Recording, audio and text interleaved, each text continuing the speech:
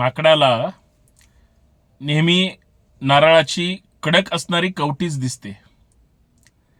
कारण माकडाला माहीत असतं की आपल्याला खायचंय, परंतु कडक असल्यामुळं तो खाऊ शकत नाही किंवा तो त्याच्याकडे निरुपद्रवी मूल्य म्हणून, वस्तू म्हणून त्याला ती फेकून देतो. पण तीच जर नारळ माणसाला मिळालं तर माणसाला नक्की माहिती आहे की तेच नारळ फोडून त्याच्यातलं खोबरं खाऊन टाकू शकतो. म्हणजे माणूस आणि माकडातला फरक काय तो जर बारकाईनं पाहिला तर माणूस डोकं चालवून त्याच्यातून संधी शोधतो किंवा शोधू शकतो आणि तो त्याचं पोट भरू शकतो. माकड तसं करेल का? कारण माकडाला माहिती आहे ते कडक आहे म्हणून, आणि त्याच्यामुळं माकड नारळ कधीच खात नाही आणि ते कडक असल्यामुळं तो तशाच उपाशी राहतो किंवा माकड शेवटी मातीच खातो. माणूस मात्र त्या नारळाच्या आतलं खोबरं खातो. परिस्थिती काय की तुम्हाला जर संधी मिळाली, तुम्हाला जर काही करण्याची वेळ तुमची आलेली आहे, तुमच्याकडं कळतंय तुम्हाला की चांगलं कोणतं आहे, वाईट कोणतं आहे, तर योग्य वेळेचा वापर करून तुम्ही संधी शोधली पाहिजे आणि जे पदरात मिळतंय किंवा जे आपल्या हिताचं आहे ते अंगीकारलं पाहिजे. बराच वेळा काय होतं की जिथं संधी असते तिथं अक्कल नसते, जिथं प्रगतीची स्टेप असते तिथं बुद्धी काम करत नाही, डोकं काम करत नाही. आणि सगळ्यात महत्वाचं, जिथं आता काहीतरी चांगलं करण्याची योग्य वेळ आलेली आहे किंवा त्या एका मुवमेंटनं तुमचं अख्खं आयुष्य, करिअर बदलून जाऊ शकतं, अशा वेळेस तुम्ही त्याच्यातून पाय काढून घेण्याचा प्रयत्न करता. म्हणजे आलेली संधी तुम्ही ते मिळवत तर नाहीच आहे, परंतु तुम्ही स्वतः डावलण्यासाठी प्रयत्नशील असतात. म्हणजे भूक लागलीये, जेवायचंय, परंतु ते कशासोबत काय खायचं हे जसं माहीत नसतं, परंतु ज्याला खरंच भूक लागली आणि त्याला समोर वाढलंय तो कशाचीही तमा बाळगत नाही, तो फक्त खाण्याचा प्रयत्न करतो. माकड बुद्धिमान नाही असं म्हणत असताना माणूस फार बुद्धिमान आहे म्हणून तो त्याच्या आयुष्यात यशस्वी होतो असं नाही. कित्येक यशस्वी झालेले सुद्धा अचानक आत्महत्या करून मरतात. मग त्या बुद्धीला काय बनायचं हा सुद्धा संशोधनाचा विषय आहे. पण कल्पकता ज्याच्यावर अवलंबून असते ती त्या नारळ कडक दिसण्यामध्ये जरी असली तरी त्याच्या आतमध्ये सुद्धा एक निसर्गाने जी देण दिली ते शुद्ध पाणी त्या नारळाच्या आतमध्ये आहे. त्याच पाण्यातून तयार झालेलं खोबरं आहे आणि त्याची चव फार काहीतरी वेगळी आहे हे समजणारालाच कळू शकतं. हे या ठिकाणी समजून घेतलं पाहिजे. दुसरी महत्वाची गोष्ट बघा, तुम्हाला जर एखादी गोष्ट, जी गोष्ट तुम्हीच करू शकता किंवा जी गोष्ट तुमची आहे किंवा जी गोष्ट तुमच्यासाठी बनलेली आहे ती गोष्ट तुम्हालाच मिळते किंवा मिळू शकते किंवा मिळवण्यासाठी तुम्ही प्रयत्न करता.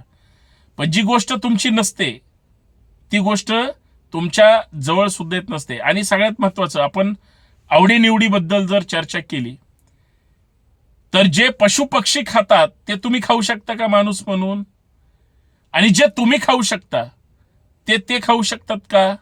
काही अंशी हा संभ्रमावस्था निर्माण करणारा शब्द आहे.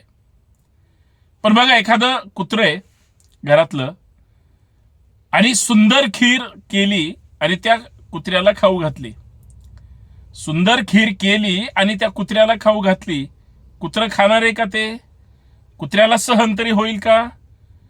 कुत्रं जमिनीवर लोळेल, उलटी करेल, पण ती खीर पचू शकणार नाही किंवा खीर त्याला पचणार नाही. पण तीच जर माणसाला दिली तर माणूस आवडीनं खाईल. खीर समोर दिसल्यानंतर त्याचा जो कधी त्याला चव घेईल, कसं रसग्रहण करेल, हा त्याचा आनंद एक वेगळाच असेल. म्हणजे याच्यातून एक गोष्ट लक्षात येते, ज्याला जे आवडतं, ज्याला जे अपेक्षित आहे त्यांनीच ते करावं, ज्याला जे अपेक्षित नाही, ज्याची जी आवड नाही किंवा ज्याचा तो आहारच नाही, तो खाऊ शकत नाही, त्याला विनाकारण खाऊ घालणं हे जसं चुकीचं आहे, तसंच एखाद्या पद्धतीनं काहीही खात असेल माणूस आणि ते त्याचं खाद्य नाही, तेच तरी योग्य असेल का?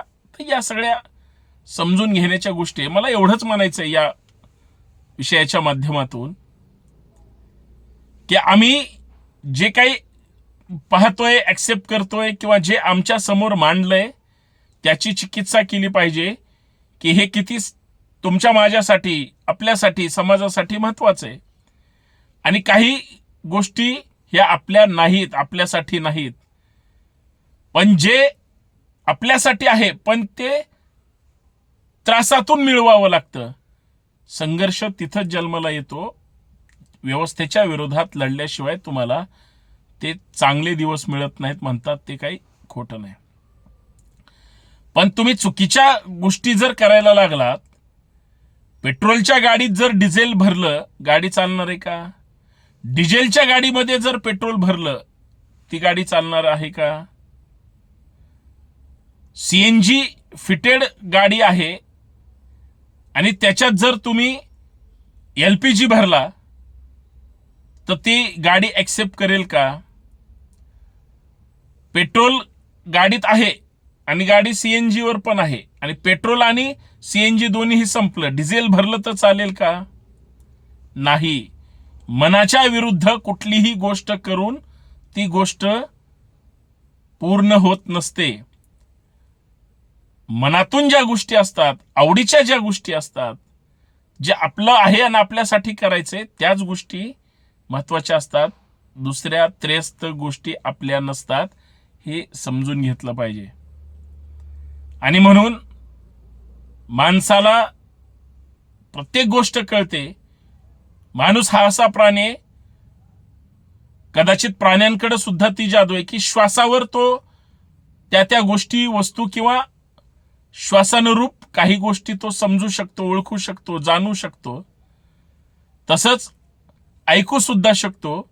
माणूस सोडला तर दुसरा कोणी बोलू शकत नाही, परंतु माणूस बोलू सुद्धा शकतो.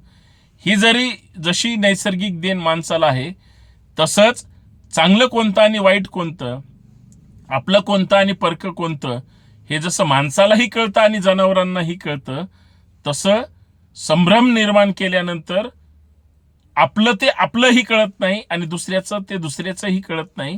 इतकी वाईट गोष्ट आज समाज व्यवस्थेची झाली, एवढंच मला सांगायचंय. आपली लोक परकी होत चालली आहेत आणि परकी लोक आपल्याला किंमत द्यायला तयार नाहीत. एकटे पडल्यानंतर काय अवस्था होईल सांगू शकत नाही. आपली असली चांगली असू, वाईट असू, गुणदोषासह स्वीकारली पाहिजेत. आणि जी परकी आहेत त्यांच्याशी सतत द्वेषभावनेने पाहण्यापेक्षा चांगले संबंध प्रस्थापित करून मैत्रीचे संबंध जोडले पाहिजेत, तरच योग्य वेळी योग्य मार्ग निघू शकतो, अन्यथा नाही. माझं हे प्रामाणिक मत आहे. तुमचं काय मत आहे नक्की सांगा. जय शिवराय.